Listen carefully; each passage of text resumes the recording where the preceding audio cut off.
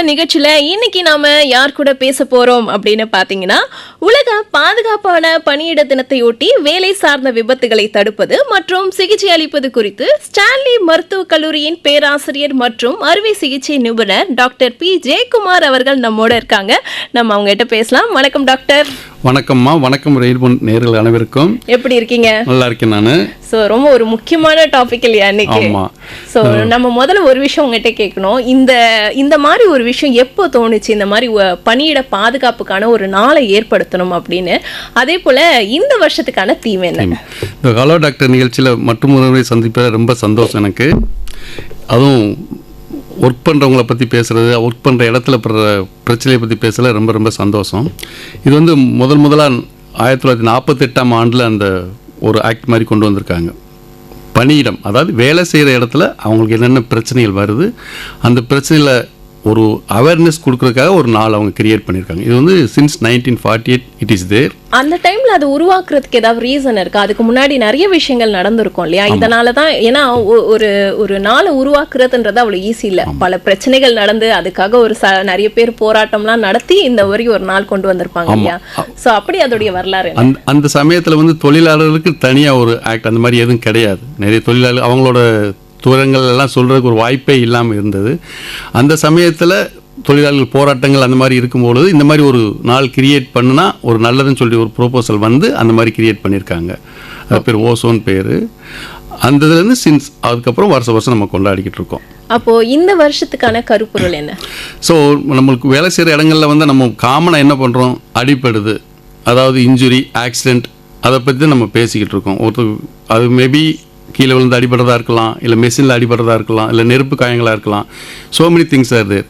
இதெல்லாம் தவிர இப்போது ரீசெண்ட் டைமில் இப்போ 2020 அப்புறம் பார்த்தோம்னா நமக்கு இந்த மனநலன் சார்ந்த ப்ராப்ளம்ஸ் நிறையா வருது.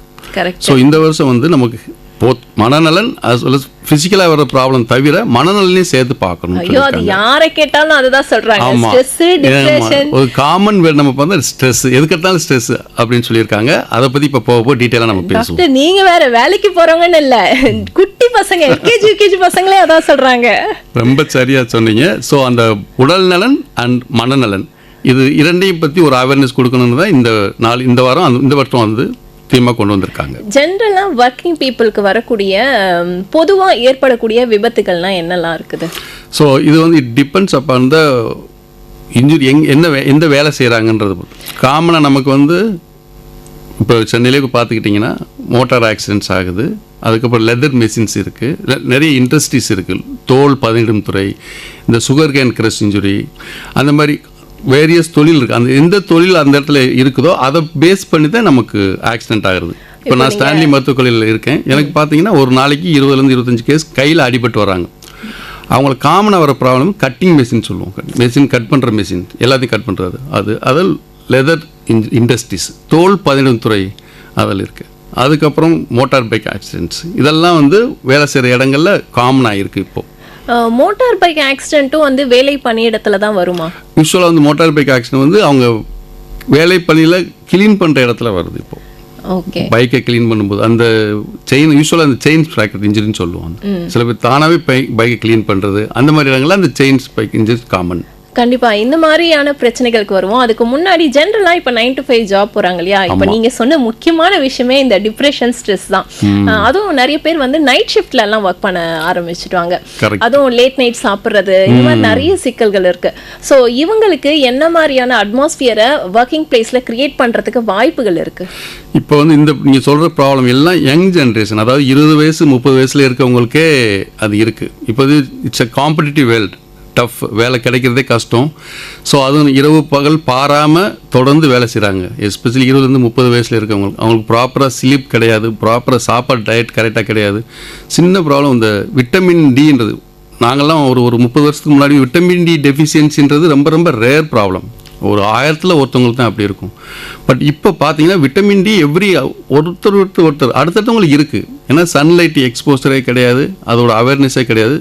அது தொடர்ந்து அவங்க உள்ள ஏசி ரூம்குள்ளேயே வேலை செய்கிறாங்க. பட் அதோட விட்டமின் டி இல்லாமல் அதோட டெஃபிஷியன்சினால நிறைய ப்ராப்ளம்ஸ் வருது. இப்போ பேரண்ட்ஸே ஸ்கூல்ல வந்து ஸ்மார்ட் டிவிலாம் இருக்குதா, ஸ்மார்ட் கிளாஸ் எடுப்பீங்களா, ஏசி இருக்கான்னு கேட்டு சேர்க்கக்கூடிய பெற்றோர்களே இருக்கிறாங்க உண்மை, இல்லையா? சரியாக சொன்னீங்க.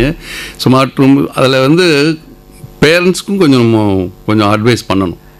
ஒரு நாளைக்கு அந்த விட்டமின் டி எப்போ வரும்னா, நம்ம ஒரு மார்னிங் 8 to 9 7 to 9 அந்த நேரத்தில் இருக்க வெயில் நம்ம உடம்புல படணும். நம்ம வெயில் வருதுன்னு சொல்லி ஃபுல்லாக கவர் பண்ணி அனுப்பிடுறோம். அப்புறம் போய் ஏசி ரூமில் உட்காடுறோம், வெளியே வர்றோம். ஸோ சன்லைட் எக்ஸ்போசரே கிடைக்க மாட்டுது. ஸோ இதை பற்றி பேசும்போது இன்னொரு முக்கியமான ப்ரொஃபஷன் பற்றி பேசணும்னு நினச்சேன். டீச்சர் நான் ஸ்டாப்பாக நின்றுக்கிட்டே இருப்பாங்க. அவங்களுக்கு நிறைய இந்த வெரிகோஸ் பிரச்சனைகள்லாம் நிறைய வரதுக்கு வாய்ப்பு இருக்கு இல்லையா? ஸோ அவங்களுடைய பிரச்சனைகளை எப்படி சமாளிக்கிறது? ஆமாம், சரியாக கேட்டீங்க. அந்த லாங் டேர்ம் அதை ஸ்டாண்டிங் சொல்லுவோம். அதாவது 8 to 12 மணி நேரம். நீங்கள் சொல்கிறது டீச்சர் ஒரு எக்ஸாம்பிள். அப்புறம் நான் சொல்கிறது கண்டக்டர்ஸு, டிராஃபிக் இன்ஸ்பெக்டர்ஸ், இந்த டிராஃபிக்கில் இந்த கடைகள்லாம் கூட வேலை செய்வாங்க, 12 மணி நேரம் நின்றுட்டு இருப்பாங்க. அவங்களுக்கும் இந்த பிரச்சனை நிறைய வருது. அந்த பெட்டி கடையில் வேலை பார்க்குறவங்களாம் காலைல 8 மணிக்கு போயிட்டா நைட் 10 மணி வரைக்கும் அது பண்ணுறாங்க. இவங்களை ரொம்ப காமனாக இருக்க ப்ராப்ளம் வந்து நீங்கள் சொல்கிற மாதிரி வெரிகோஸ் வெயின் சொல்லிட்டு. வெரிகோஸ் வெயின் நம்ம தமிழில் நரம்பு சுருண்டுக்கிட்டுன்னு சொல்லுவோம். அதாவது அந்த நரம்புன்றது வந்து மிஸ்நாமர், அது நரம்பு கிடையாது, வெயின்ஸ், சிறைன்னு சொல்லுவோம். தமிழில் சிறைன்னு சொல்லுவோம். அந்த வெயின்ஸ் வந்து ரொம்ப நேரமாக நின்றுட்டே இருக்கிறதுனால பிளட் சர்க்குலேஷன் ஆக்சுவலாக நம்மளுக்கு என்ன ஆகும்னா, ஹார்ட்லேருந்து பிளட் உடம்புக்குள்ளே போகும், உடம்பு எல்லாம் சுற்றிட்டு அந்த வெயின் வழியாக வந்து திருப்பி ஹார்ட்டுக்கு வந்துடும். அதே நார்மல் ப்ராசஸ். நின்றுகிட்டே இருக்கனால அந்த ஹார்ட்லேருந்து போகிற பிளட் வந்து திருப்பி ஃபுல்லாக ஹார்ட்டுக்கு போகாமல் வெயின்ஸ்லேயே அப்படியே ஸ்டேக்னெட் ஆகிடுது, அது தங்கிடுறது. ஸோ நின்றுக்கிட்டே இருக்கிறதுனால அதுக்கு அந்த ப்ரெஷர் இருக்குது. நம்ம நடக்க தான் அந்த மசில்ஸ் ப்ரெஷர் ஆகி அந்த பிளட் பம்ப் ஆகி திருப்பி ஹார்ட்டுக்குள்ளே போகும். ஸோ நம்ம நடக்கிறது இல்லை, ஒரே இடத்துல நின்றுக்கிட்டே இருக்கும். அந்த பிளட் அப்படியே கொஞ்சமாக ஸ்டேக்னெட் ஆகி அந்த வெயின்ஸ்லாம் டைலேட்னா அப்படி பெருசாகிடும். நீங்கள் பார்த்தீங்கன்னா ஒரு சில பேர் அப்படியே விட்டுருவாங்க, காலையே ஒரு மண்புழு போகிற மாதிரி இருக்கும் பெருசாக பார்க்குறதுக்கு. கொஞ்சம் மக்கள் வந்து அது வந்து வெரிகோஸ் வெயின்னால ரொம்ப பெரிய ப்ராப்ளம் வராது, வலியோ அதெல்லாம் இருக்காது ஆரம்ப ஸ்டேஜில். அதனால் அவங்க நெக்லெக்ட் பண்ணிவிட்டு சர்ஜரி பண்ணுற அளவுக்கு தான் வருவாங்க ரொம்ப லேட் ஸ்டேஜ். அது வந்து one of the problem, varicose veins. So அதுக்கு ஆப்ஷனே இல்லை, நம்ம லாஸ்ட் ஸ்டேஜ்னா சர்ஜரி தான். ஆமாம், நீங்கள் ஃபஸ்ட்டு அதை ஆரம்ப ஸ்டேஜ்லேயே பார்த்துட்டோம் அப்படின்னா அதுக்கு நிறைய ட்ரீட்மெண்ட் இருக்குது. நான் சொன்ன இடையில கொஞ்சம் ரெஸ்ட் எடுத்து, இப்போ 6 மணி நேரம் 8 மணி நேரம் நிற்கிறாங்க, இடையில 3 மணி நேரத்துக்கு ஒரு தடவை கொஞ்சம் உட்காந்து ரெஸ்ட் எடுத்துக்கலாம். அது ஒரு ஆப்ஷன். ரெண்டாவது அந்த வெரிகோஸ் வெயின் ஸ்டாக்கிங்ஸ்னு ஒன்று இருக்குது. நான் நின்று தான் ஆகணும், வேறு எனக்கு ஆப்ஷனே கிடையாது, ஒரு நாளைக்கு 8 மணி நேரம் நிற்க போகிறேன் அப்படின்னா நீங்கள் டாக்டர்கிட்ட கன்சல்ட் பண்ணி வெரிகோஸ் வெயின் ஸ்டாக்கிங்ஸ்னு ஒரு இருக்குது. இந்த நர்சஸ்லாம் போட்டிருப்பாங்க, சாக்ஸ் மாதிரி போடுறோம் இல்லையா, அதே மாதிரி ஸ்டாக்கிங்ஸ் கீழே விரல்லேருந்து நம்ம தொடை வரைக்கும் போட்டுக்கலாம்.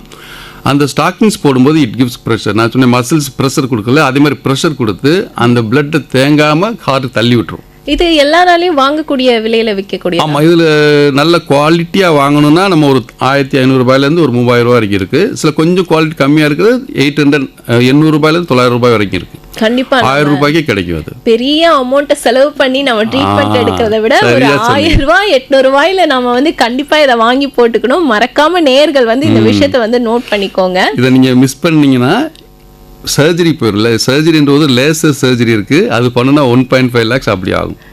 ஸோ அதை ப்ரிவென்ட் பண்ணால் ஒரு 1000 rupeesக்கு ஒரு நீங்கள் ஸ்டாக்கிங்ஸ் வாங்கி போட்டுக்கிட்டீங்கன்னா அந்த வெரிகோஸ் வேணா நல்லா தவிர்த்தரலாம். சர்ஜரிக்கே போக வேண்டிய அவசியம். முக்கியமான விஷயம். ஏன்னா நம்ம ஒரு 1000 ரூபாய் தானே, 1000 ரூபாய் செலவு பண்ணுமா அப்படின்னு நம்ம யோசிக்கும் போது அது எவ்வளவு பெரிய பிரச்சனையை கொண்டு வருது.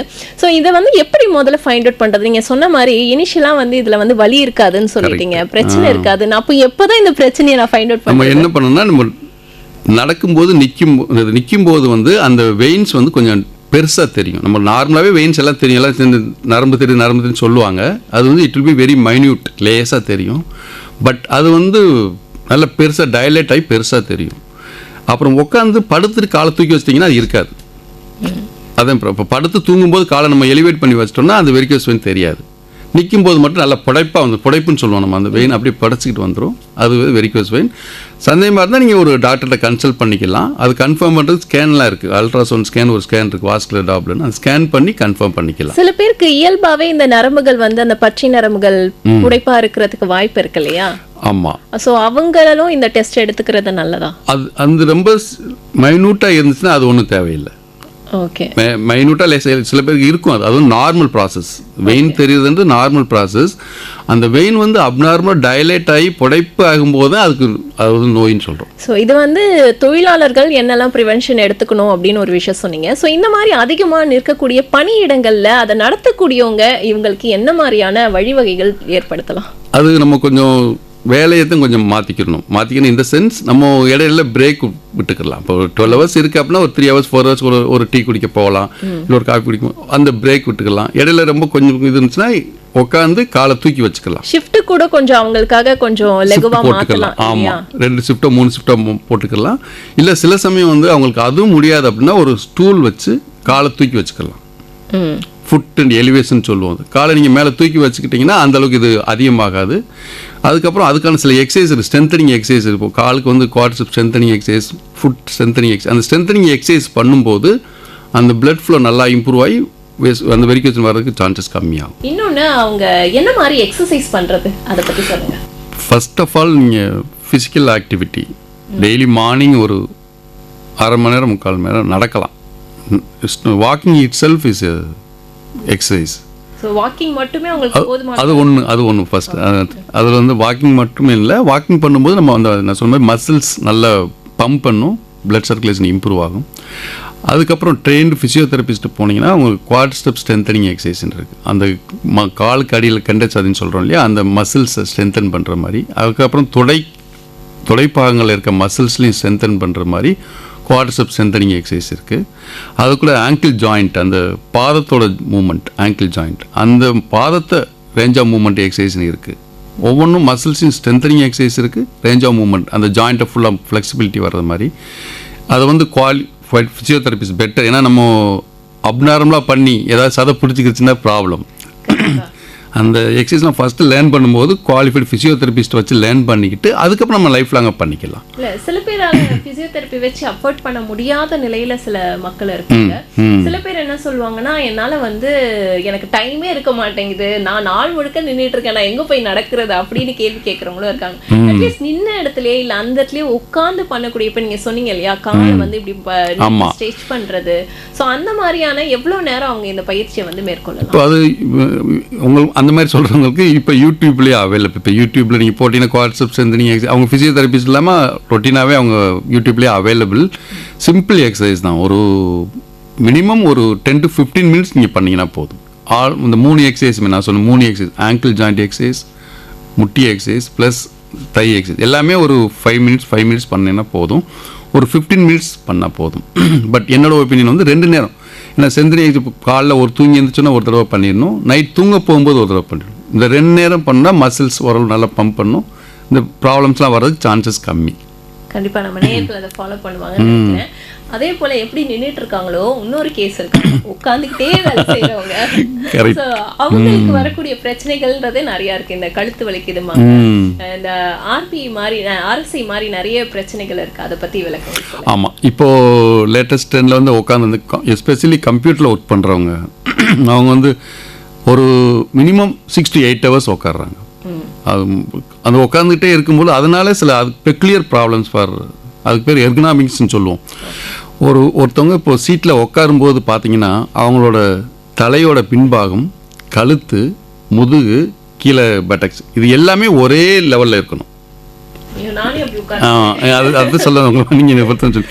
So that's correct pastor, ergonomics சொல்லுவோம். கரெக்ட் பாஸ்டர், நேராக உட்காரணும், தலையோட பின்னாடி பாகம், கழுத்து, முதுகு, இடுப்பு பின்னாடி, இதெல்லாம் ஸ்ட்ரெயிட்டாக இருக்கணும். நம்ம என்ன ஒரு பாகம் முன்னாடி ஒரு பாகம் பின்னாடினும் பொழுது அது வந்து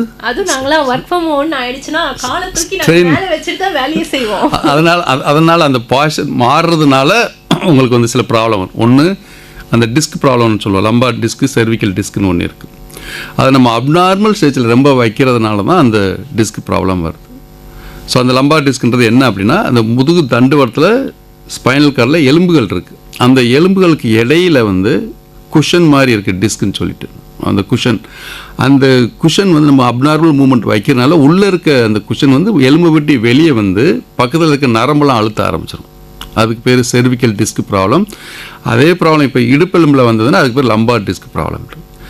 இப்போ எப்படி டயக்னோஸ் பண்ணுறதுனா, நீங்கள் உட்காந்துட்டே இருப்பீங்க, திடீர்னு அப்படி கழுத்து பிடிச்ச மாதிரி இருக்கும். ஸோ அதை நீங்கள் ஒன்று ஒரு சுளுக்கு அப்படின்னு அப்புறம் மாத்திரையை போட்டுருவீங்க, 2 நாள் சரியாக போயிடும். பட் அது வந்து திரும்ப வரும், அப்பப்போ வந்து போகும். அப்போ வந்து அந்த நரம்பு அழுத்தினால சுற்றி இருக்க மசில்ஸ்லாம் டைட்டாக பிடிக்குது. ஸோ அதுக்கு வந்து நான் சொன்ன மாதிரி ஒரே பொசிஷனில் 6 அப்படி இருக்கும்போது இடையில யூ கிவ் அ பிரேக். ஒரு 2 மணி நேரம் 2 மணி நேரத்துக்கு இடையில ஒரு தடவை வாக்கிங் போய்க்கலாம், எழுந்திரிச்சு போய் டீ குடிச்சிக்கலாம், அந்த மாதிரி பண்ணலாம். அதுக்கப்புறம் அதுக்குன்னு ஸ்ட்ரென்தனிங் எக்ஸசைஸ் இருக்குது. நான் உட்காந்து ஆகணும் அப்படின்னா நெக் ஸ்ட்ரென்தனிங் எக்ஸசைசஸ், அதே மாதிரி லம்பார் ஸ்ட்ரென்தனிங் எக்ஸசைஸ் இருக்குது. எல்லாமே சிம்பிள் எக்ஸசைஸ் தான். ஒரு நெக்கு வச்சுட்டு முன்னாடி பின்னாடி நல்ல சதையை நல்லா ஸ்ட்ரெச் பண்ணலாம், சைடில் கொஞ்சம் ரொட்டேஷன் பண்ணலாம். இடுப்புக்கும் அதே மாதிரி படுத்துக்கிட்டு இடுப்பை மட்டும் தூக்கலாம், முட்டியை மட்டும் தூக்கி செஸ்ட்டு கொண்டு வரலாம். இந்த உட்கார்ந்துகிட்டே இருந்து இப்ப நீங்க சொன்னீங்களே பிரச்சனைகள் வரும்போது இதோட எக்ஸ்ட்ரீம் கேஸா எவ்வளவு தூரத்துல போய் முடியும்? இதெல்லாம் அதை சொல்லக்கூடாது, ஆனால் சொல்லித்தான் ஆகணும். அப்பதான் அவங்க வந்து இதெல்லாம் செய்யாம இருப்பாங்க. Same thing. அதே லம்பார் டிஸ்க், செர்விக்கல் டிஸ்க் வந்து first treatment will be exercises, அதிலே செட்டில் ஆகிடும். அந்த எக்ஸசைஸில் சரியாகலைன்னா அதுக்கப்புறம் ஃபிசியோதெரப்பி அனுப்புவோம். ஃபிசியோதெரப்பியில் வாட் இஸ் கால் ட்ராக்ஷன் சொல்லுவாங்க. என்ன சொன்னேன் நான், அந்த நரம்பை அழுத்துறதுல 2 பக்கம் வெயிட் மாதிரி போட்டு இழுப்பாங்க, அது பேர் ட்ராக்ஷன். ஃபிசியோதெரப்பியில் சில பேர் சரியாயிடும். ஃபிசியோதெரப்பி பண்ணியும் அவங்க சொல்கிறபடி ஃபாலோ பண்ணலைன்னா நர்வ் ரூட் கம்ப்ரெஷன் அதிகமாகி கழுத்தில் இருக்க வலி கை வரைக்கும் வர ஆரம்பிச்சிடும். அதே மாதிரி இடுப்பில் இருக்க வலி கால் பாதம் வரைக்கும் ஆரம்பிச்சிடும். அவங்களால ஒன்றும் நார்மல் வேலை கூட செய்ய முடியாது. அந்த மாதிரி சிவியர் ஆயிடுச்சு அப்படின்னா அதுக்கு சர்ஜரின்றது என்னது, அந்த ஸ்பைனல் கார்டு ஆப்ரேஷன் பண்ணி அந்த நரம்பு எந்த இடத்துல அதை அழுத்துறதோ அந்த டிஸ்கை கட் பண்ணி எடுத்துருவோம். தட்ஸ் கால் டிஸ்கெக்டமி அப்படின்னு ஒரு சர்ஜரி. நீங்க அந்த மாதிரி பேஷண்ட் நிறைய பேர் ஹேண்டில் பண்ணிருப்பீங்களோ? இன்னைக்கு காலைல கூட ஒரு டிஸ்கெக்டமி சர்ஜரி பண்ணோம். Oh my god. Today morning we have done one case. Okay. So it's very common. என்ன ப்ராப்ளம்னா, once upon a time it will be coming in ages, அதாவது 50 years 60 yearsல பண்ணிக்கிட்டு இருந்தோம். இப்போ வந்து 25 years 30 yearsலயே வருது. Okay. இவ்வளவு யங் ஏஜ்ல வருது. யங் ஏஜ்ல they are not concentrating on our body. அதாவது நம்ம இதெல்லாம் சொல்றோம்ல, நெக்லெக்ட். இப்போ கழுத்து வலி தான் எனக்கு வருது. குழந்தைங்க வந்து வெளியில போய் விளையாடுவாங்க. இவ்வளவு யங் ஏஜ்ல வரதுக்கு இந்த வெளியில போய் விளையாடாத தன்மையும் ஒரு காரணம். அது ஒரு காரணம் தான். Multiple it's multi factorial. நான் ஒன்று சொல்றது ஒரே பொசிஷன், லேக் ஆஃப் எக்ஸசைசஸ். சில பேருக்கு நான் சொல்லும்போது விட்டமின் டி கம்மியாக இருக்கிறது, தட் ஆல்சோ போன்லாம் கொஞ்சம் வீக் ஆகிறதுனால கூட வரலாம். வெளியே போய் ஃபிசிக்கல் ஆக்டிவிட்டி இல்லாத ஒரு ரீசன் தான், அது இல்லைன்னு சொல்லவே முடியாது. அதனால தான் நான் ஃபிசிக்கல் ஆக்டிவிட்டி திரும்ப சொல்லிக்கிட்டு இருக்கேன். அந்த சர்ஜரி அளவுக்கு போகக்கூடாது. ஒன்றும் இல்லை, சப்போஸ் உங்களுக்கு சந்தேகமாக இருந்தால் பக்கத்தில் இருக்க எலும்பு டாக்டர் ஒரு தடவை கன்சல்ட் பண்ணி ஏர்லியர் ட்ரீட்மெண்ட் எடுத்து ஜஸ்ட் ஸ்ட்ரெச்சிங் எக்ஸசைஸ் பண்ணிட்டீங்கன்னா ஒன்றும் ப்ராப்ளம் இருக்காது. இன்னொரு முக்கியமான விஷயம் என்னன்னா, ஒரு பீரியட்ல வந்து நிறைய உடல் உழைப்பு சார்ந்த வேலைகள் நிறைய இருந்தது. இப்போ வந்து அவ்வளோ உடல் உழைப்போட வேலை செய்யறது வந்து குறைஞ்சிருச்சுன்னு சொல்லலாம். ஸோ அப்போ இவங்களுக்கு ஏற்படக்கூடிய விட்டமின் டெஃபிஷியன்சி. இன்னொன்று என்னன்னா, அவங்க வெறும் சாப்பாடு தான் சாப்பிட்டாங்க. இன்னைக்கு வந்து நிறைய டயட் சார்ட்லாம் வந்துருச்சு. இதை சாப்பிடணும், ஹெல்த்தியா சாப்பிடணும், புரோட்டீன் எடுத்துக்கணும், ஃபைபர் எடுத்துக்கணும்ட்டு. ஆனாலும் நிறைய சிக்கலோட நம்ம ஃபேஸ் பண்ணிக்கிட்டு இருக்கோம். அதுக்கான சிக்கல்கள் எங்க இருக்கு? இதுல வந்து டயட் பேலன்ஸ் தான். நான் இப்போ ஒரு ஒர்க் பண்ணுறேன், எனக்குன்னு இவ்வளோ ரெக்குயர்மெண்ட் இருக்குது. ஃபார் எக்ஸாம்பிள், என்னோட வேலைக்கு ஏற்ற மாதிரி ஒரு 1500 கேலரி தேவைப்படுது. அந்த 1500 கேலரி நான் சாப்பிட்றத டைஜஸ்ட் பண்ணிடணும். அந்த 1500 கேலரி பேர்ன் பண்ணுறதுக்கு நான் வேலை பண்ணணும். ஒரு 45 மினிட்ஸ் நடக்கணும், முடிஞ்ச அளவுக்கு கொஞ்சம் ஸ்ட்ரெச்சிங் எக்ஸசைஸ் பண்ணலாம். அது இல்லாமல் நம்ம 1500 கேலரி எடுத்துகிட்டு வேலை வந்து 1000 கேலரி தான் பண்ணுறோம். மிச்சம் இருக்க 500 calorie it goes for as a fat. நீங்க மாத்தி சொல்றீங்க, 500 தான் வேலை பார்க்குறோம், 1000 கேலரி நம்ம சேவ் பண்ணுறோம். ஸோ அது வந்து ஃபேட் ஆகிறதுனால உடம்பு பருமன் வருது. இப்போ சின்ன வயசுலேயே நிறைய இப்போ பார்த்தீங்கன்னா உங்களுக்கு உடல் பருமன் நிறைய காமன் ப்ராப்ளம். நான் நிறைய காமனை பார்க்குறேன். டாக்டர் எடையை குறைக்கிற மாத்திரை கொடுங்க, வார்த்தை போய் நடங்க 1/2 மணி நேரம். ஸோ அந்த நம்ம சாப்பிட்ற சாப்பாடு அந்த காலத்தில் வந்து நீங்கள் சொன்ன மாதிரி நிறைய சோறு சாப்பிட்டாங்க, 3 நேரம் சோறு. ஆனால் 3 நேரம் அவங்க வயலில் போய் வேலை செஞ்சாங்க, நல்லா பேர்ன் பண்ணிட்டாங்க, ஒன்றும் இல்லை, சுகர் எதுவும் இல்லை. இப்போ நம்ம சாப்பிட்றது ஒன்று டயட்டும் ப்ராப்பராக இல்லை, நம்ம வெஸ்டர்ன் ஃபுட் அதெல்லாம் பண்ணுறோம். அதை நம்ம கரெக்டாக செரிமானம் பண்ண மாட்டோம். அதை டைஜஸ்ட் ஆகிற அளவுக்கு நம்ம ஒர்க் பண்ணிட்டோம்னா இந்த சுகர் வரப்போகிறதில்ல, ப்ரெஷர் வரப்போகிறதில்ல, வெயிட் அதிகம் வரப்போகிறதில்ல. It's all depend. இன்னும் சில பேர் என்ன சொல்றாங்கன்னா, இந்த 6-7 மணிக்கு மேல சாப்பிட்றத நிறுத்திடுங்க அப்படின்றாங்க. அது நிஜமாலுமே ஹெல்ப்ஃபுல்லான ப்ராசஸா? அது தட்ஸ் கால் இன்டர்மிட்டன்ட் ஃபாஸ்டிங் சொல்கிறாங்க. இன்டர்மிட்டன்ட் ஃபாஸ்டிங்னா அது சன் செட் ஆனதுக்கு 7 o'clock அப்புறம் ஒன்றும் சாப்பிட வேண்டாம்னு சொல்கிறாங்க. அதோட பேசிக் கான்செப்ட் இப்படி தான், இதுதான். சரி, நீங்கள் 7 மணிக்கு சாப்பிட்டு 7 to 10 நடந்துட்டு மூவ்மெண்ட்லாம் பண்ணிகிட்டு இருப்பீங்க, நடந்ததெல்லாம் டைஜஸ்ட் ஆகிடும். ஸோ ஒரு 10 மணிக்கு போய் சாப்பிட்றீங்க, நைட்டு 10 மணிக்கு சாப்பிட்டுட்டு 10:30 தூங்குறீங்கன்னா அந்த சாப்பிட்டது டைஜஸ்டே ஆகாது. ஓகே, அது வந்து it prone for weight gain, நம்மளுக்கு வெயிட் கெயின் ஆகிறதுக்கு. ஸோ அந்த காலத்தில் அப்படி சொல்லியிருக்காங்கல்ல, ஒரு நேரம் சாப்பிட்டா யோ அப்படின்ற மாதிரி. காலைல ஒரு தடவை, ஐடியலி காலைல ஒரு தடவை, நைட்டு ஒரு தடவை, இன்பிட்வீன் கேப் 12 hours வெயிட்டோம்னா அந்த வெயிட் கெயின் இந்த மாதிரி இயற்கையெல்லாம் வராது. அதுதான். But it has a role. Yes, நம்ம ஆல்ரெடி ஒருத்தவங்களை பத்தி பேசணும், இந்த நைட் ஷிஃப்ட் வேலை பார்க்குறவங்களை பத்தி. இப்போ இவங்களுடைய ஃபுட் டயட்டை வந்து அவங்க எப்படி ஃபாலோ பண்ணலாம்? நைட் அது ஒரு டிஃபிகல்ட்டான சுச்சுவேஷன் தான் அவங்களுக்கு. ஏன்னா அவங்களுக்கு நைட் டியூட்டி பார்க்கும்போது டயட், இன்னொன்று ஸ்லீப், அதுவும் கொஞ்சம் டிஃபிகல்ட். ஏன்னா ஸ்லீப் அந்த நமக்கு ஒரு பயாலாஜிக்கல் ரிதம்னு ஒன்று இருக்குது. நம்ம ஒரு 6லேருந்து 8 மணி நேரம் தூங்கணும், காலைல எழுந்திரிக்கிறோம், குளிக்கிறோம், வேலை பார்க்குறோம், நைட்டுக்கு சாப்பிட்றோம், ரெஸ்ட் எடுக்கிறோம். அந்த ரிதம், அந்த நைட் டியூட்டி பார்க்கணும், அந்த ரிதமே மாறிடும். அவங்க மாறுறதுனால அதை வந்து நம்ம கொஞ்சம் பேலன்ஸ் பண்ணி தான் வச்சுக்கணும். சரி, நான் இப்போ சொன்னீங்களே இந்த ரிதம் மாறுது. இப்போ இவங்களுக்கு ரிதம் மாறுறதுனால என்ன மாதிரியான பிரச்சனைகள் வரும்? இப்போ என்ன சொல்லுவாங்கன்னா, அந்த இருட்டும் போது நம்ம கண்ணு மூடி இருட்டுல தூங்கிடணும், தூங்கிடும் போது தான் இந்த டைஜஸ்டிவ் சிஸ்டம் கரெக்டா ஒர்க் ஆகும் அந்த டைம்ல. இப்போ அப்படியே இவங்க ஆப்போசிட் செய்வாங்க. அப்போ என்ன மாதிரி பிரச்சனை? அதனால தான் ஹெல்த் இஷ்யூஸ் நிறைய வருது அவங்களுக்கு. இந்த டயட் கம்மியாக இதனாலேயே வந்து அவங்களுக்கு வெயிட் கெயின் வரலாம். ப்ளஸ் காமன் ப்ராப்ளம் தூக்கமின்மை, அவங்களுக்கு ஸ்லீப்பிங் டிஸ்டர்பன்சஸ். இப்போ ரெகுலராக நம்ம 10 மணிக்கு தூங்குறோம், காலைல 6 மணிக்கு எந்திரிக்கும், பிரச்சனை இல்லை. அவங்க ஃபஸ்ட் ஷிஃப்ட் பார்ப்பாங்க, அப்புறம் செகண்ட் ஷிஃப்ட் பார்ப்பாங்க, அப்புறம் தேர்ட் ஷிஃப்ட் பார்ப்பாங்க.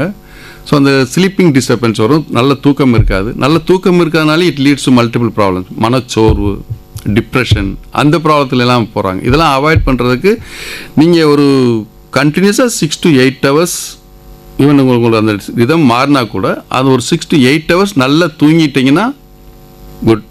ப்ளஸ் டயட்டும் ஈஸியாக டைஜஸ்ட் ஆகும். இது நம்ம அந்த பீஸா பர்கர் அந்த மாதிரி டைஜஸ்ட் ஆக முடியாது, கஷ்டம். இது இல்லாமல் ஈஸி டயட், ஒரு இட்லி அந்த மாதிரி ஈஸியாக டைஜஸ்ட் ஆகிற மாதிரி சாப்பிட்டிங்கன்னா தொந்தரவுகள் கம்மி. இப்போ இந்த நைட் ஷிஃப்ட்ல ஒர்க் பண்ணிட்டு இவங்க வெளியில போகும்போது இவங்களுடைய கவன சிதறல்கள்லாம் நிறைய ஏற்படுறதுக்கு வாய்ப்பு இருக்கு இல்லையா? ஆமாம், கட்டாயம் கவன சிதறல்கள், தூக்கம் இல்லாமல் இருக்குது, அது ஒரு ப்ராப்ளம் தானே உங்களுக்கு.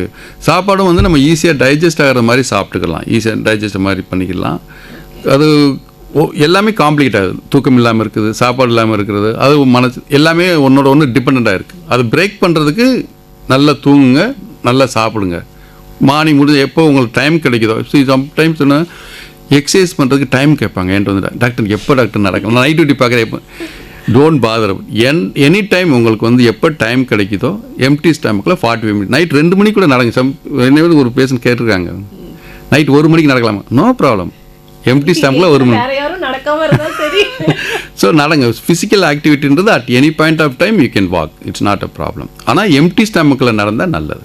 டாக்டர், இன்னொரு முக்கியமான டிசீஸ் பத்தி பேசணும்னு நான் நினைச்சேன். இந்த ஆக்குபேஷனல் டிசீஸ்னு நம்ம சொல்றோம், அதாவது ஒரு வேலையில ரொம்ப நாளா வேலை பார்த்து இந்த ஆஸ்மா மாதிரியான நோய்கள் வருது இல்லையா? ஸோ இந்த மாதிரி ஆக்குபேஷனல் டிசீஸ்ல என்னென்ன வகைகள் இருக்கு, என்ன மாதிரியான நோய்கள் வருது, அதை பத்தி சொல்லுங்க.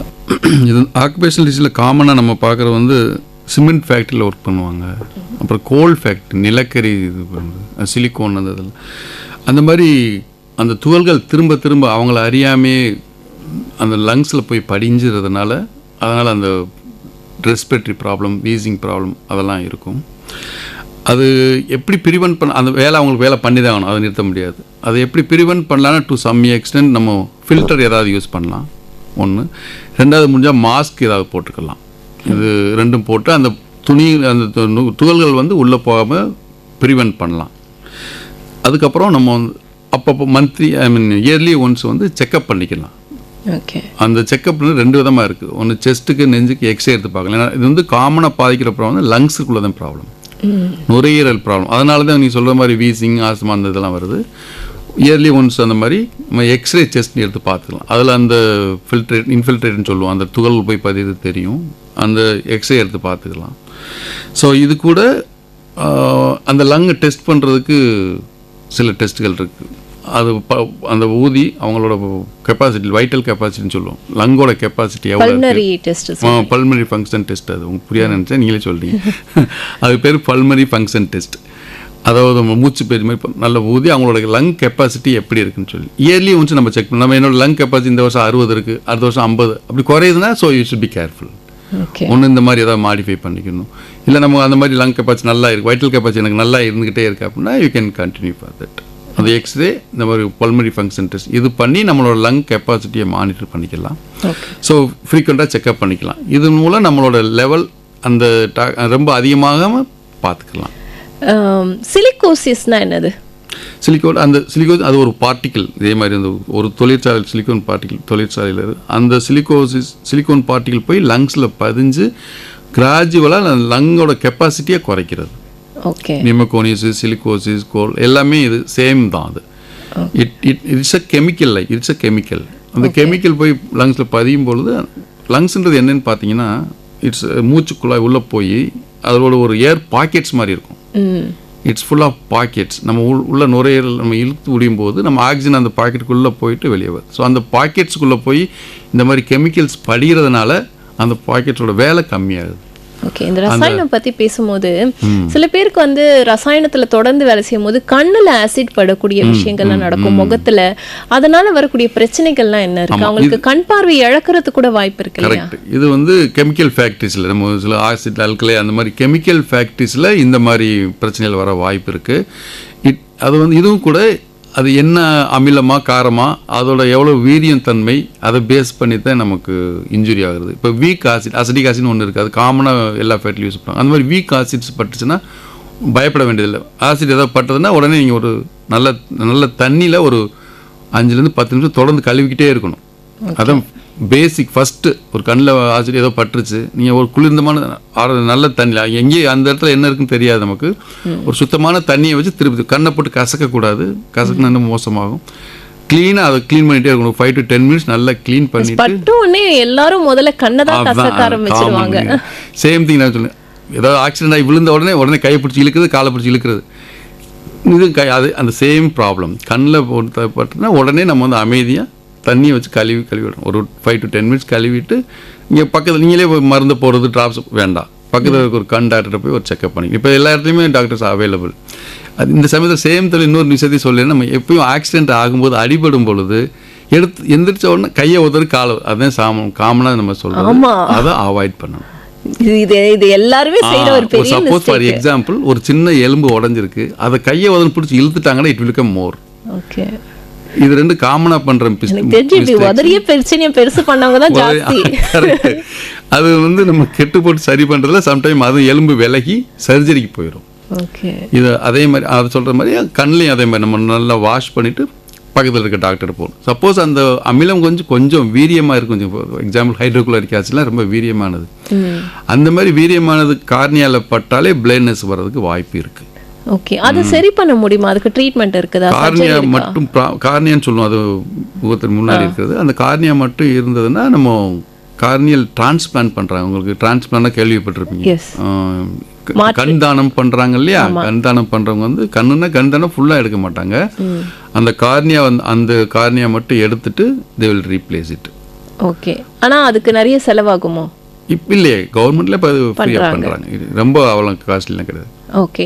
இன்னொன்று என்னன்னா, இந்த கட்டுமான வேலை செய்யக்கூடிய பெண்கள் இருப்பாங்க, தலையில பயங்கரமான சுமையை தூக்கிட்டு மேலே நடந்து போயிட்டு கீழே வர்றது, அவங்களுக்கு வரக்கூடிய பிரச்சனைகள் பத்தி சொல்லுங்க. ஸோ அவங்களுக்கு வந்து அவங்கள அறியாமையே சில பிரச்சனையில் மாட்டிக்கிறவாங்க. அந்த வெயிட் தூக்குறது அவங்களுக்குன்னு ஒரு கெப்பாசிட்டி இருக்கும். நான் ஒரு 5 கிலோ தான் தூக்கணும், பட் ஆனால் டெய்லியே 10 கிலோ 15 கிலோ தூக்கிட்டே இருக்கேன். அப்படிங்கும்போது அவங்களுக்கு போன்லாம் சீக்கிரமே வீக் ஆகி எலும்பெல்லாம் தேய ஆரம்பிச்சிடும்.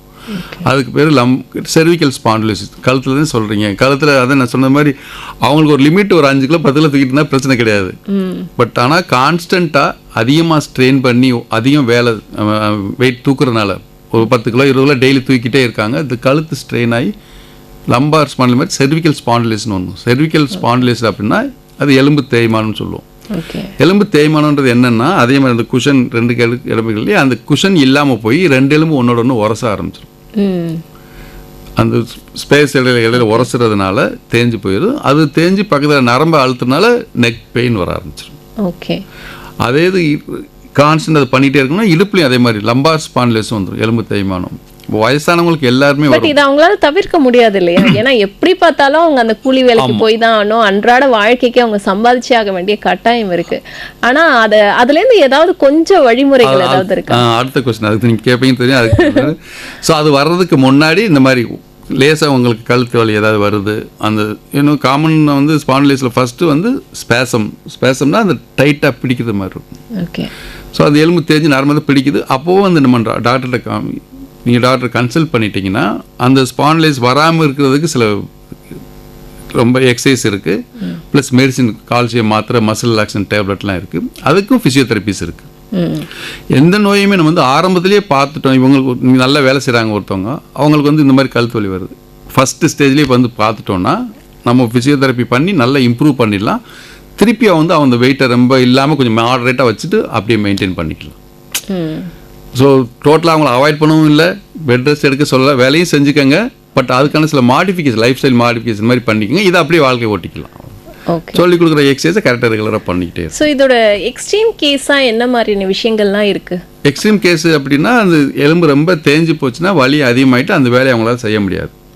திருப்பி அவங்க வெயிட் நல்லா இருப்பாங்க, ட்ரீட்மெண்ட் எடுக்கிறாங்க, நல்லா ஆயிட்டாங்க. திருப்பி நாளைக்கே போய் ஒரு 15 kg வெயிட்டை தூக்குறாங்க, திருப்பி வலி வர ஆரம்பிச்சிடும். ஓகே, அவங்களோட வேலையை தொடர்ந்து பண்ண முடியாமல் ஆயிரும், அதிகமாயிருச்சு. இதில் பேரலைஸ் ஆகிறதுக்கான வாய்ப்புகள் இருக்கா?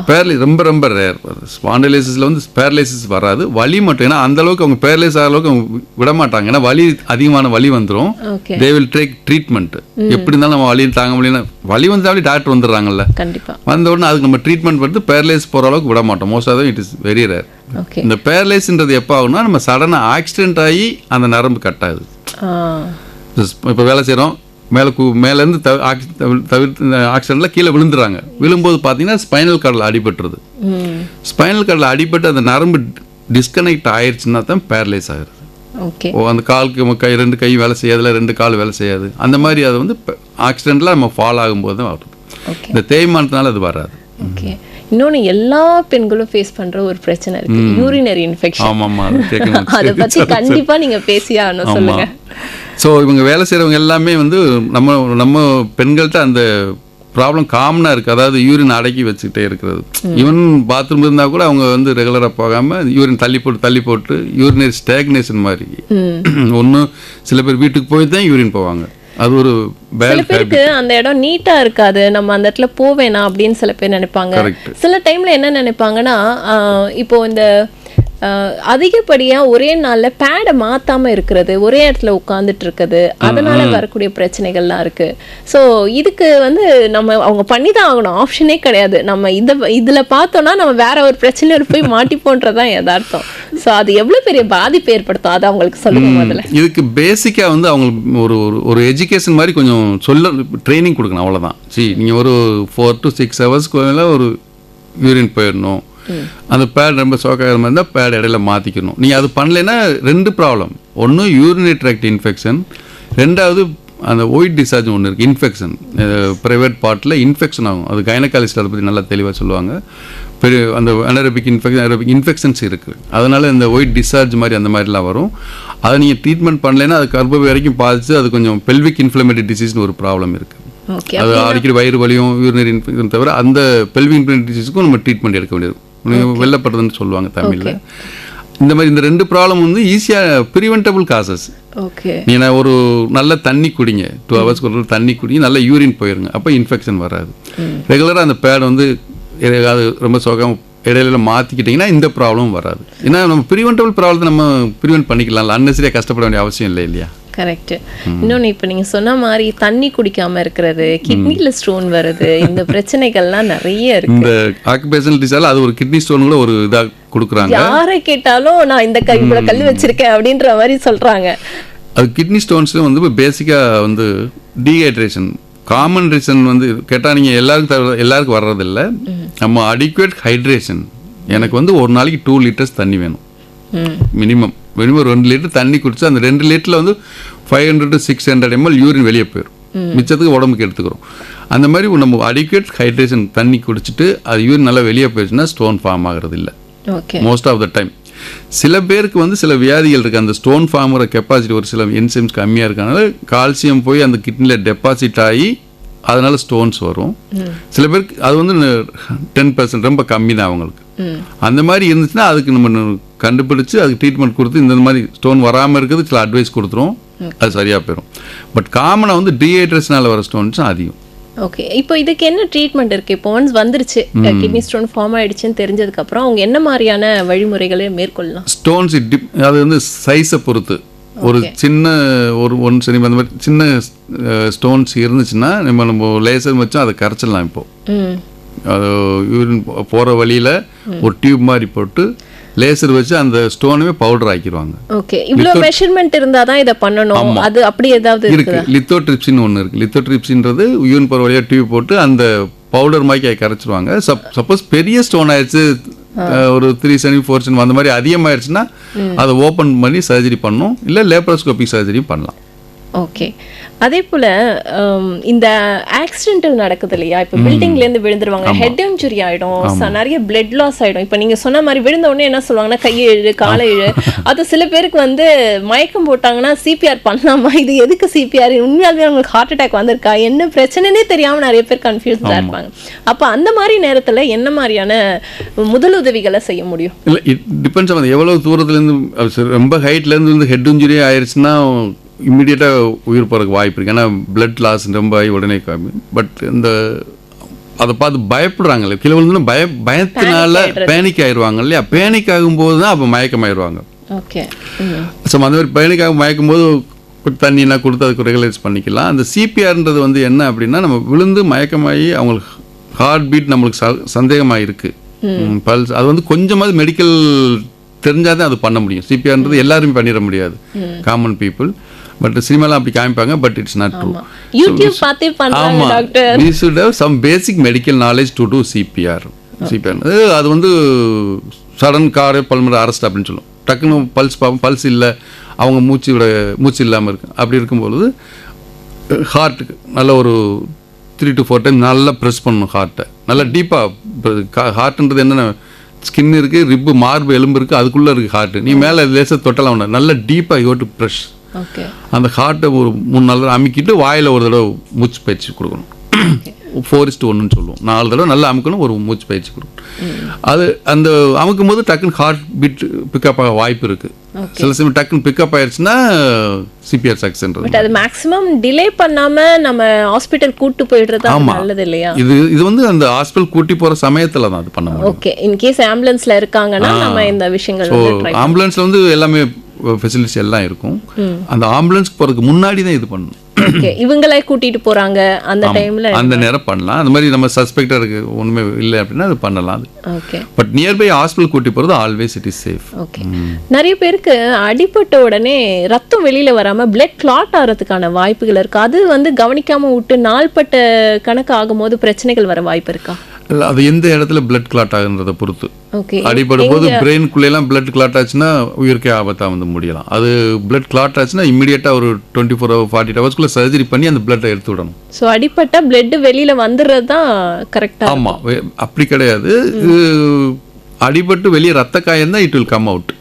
இப்போ க்ளோஸ், இப்போ முட்டிக்குள்ளெல்லாம் அடிபட்டு பிளட் கிளாட் மாதிரி ஆயிரும், அது ஒன்றும் டேஞ்சர் கிடையாது. பட் பிரெயினுக்குள்ளே பிளட் கிளாட் ஆச்சுன்னா டேஞ்சர். ஓகே, ரொம்ப அருமையா சொன்னீங்க. நிகழ்ச்சியோட நிறைவு பகுதிக்கு வந்துட்டோம். கண்டிப்பா மக்களுக்கு கண்டிப்பா இது ரொம்ப யூஸ்ஃபுல்லான ஒரு செஷனா இருந்திருக்கும்னு நினைக்கிறேன். ஸோ ரொம்ப நன்றி டாக்டர். எஃப்எம் ரெயின்போ சார்பா உங்களுக்கு எங்களுடைய மனமார்ந்த நன்றிகள். ரொம்ப தேங்க்யூ ஃபார் இன்வைட்டிங் மீ. ஒரே ஒரு விஷயம் மட்டும் நான் சொல்லிட்டு முடிச்சிடறேன். Small accidents prevent big accidents. Correct. நம்ம ஆரம்பத்துலேருந்து பார்த்தோம், ஒரு சின்ன கம்ப்ரஷன் போடுறது, கம்ப்ரஷன் ஸ்டாக்கிங்ஸ் போட்டால் வெரிகோஸ் வெயின் சர்ஜரியை காப்பாற்றுறது மாதிரி சின்ன சின்ன வேலையை நம்ம சிம்பிள் எக்ஸசைசஸ், ஃபிசிக்கல் ஆக்டிவிட்டி, நம்ம டெய்லி இயர்லி ஒன்ஸ் செக்அப் பண்ணிக்கிறது, எல்லா அந்த ஆக்குபேஷன் எல்லாமே இட் இன்க்ளூட்ஸ். ஸோ அந்த மாதிரி ப்ரிவென்ட் பண்ணிட்டீங்கன்னா ஒரு லாங் டேர்மில் ஒரு தொந்தரவு இல்லாமல் நம்ம லைஃப்பை சேஃபாக ரன் பண்ணிக்கலாம். கண்டிப்பாக. நன்றி, வணக்கம்.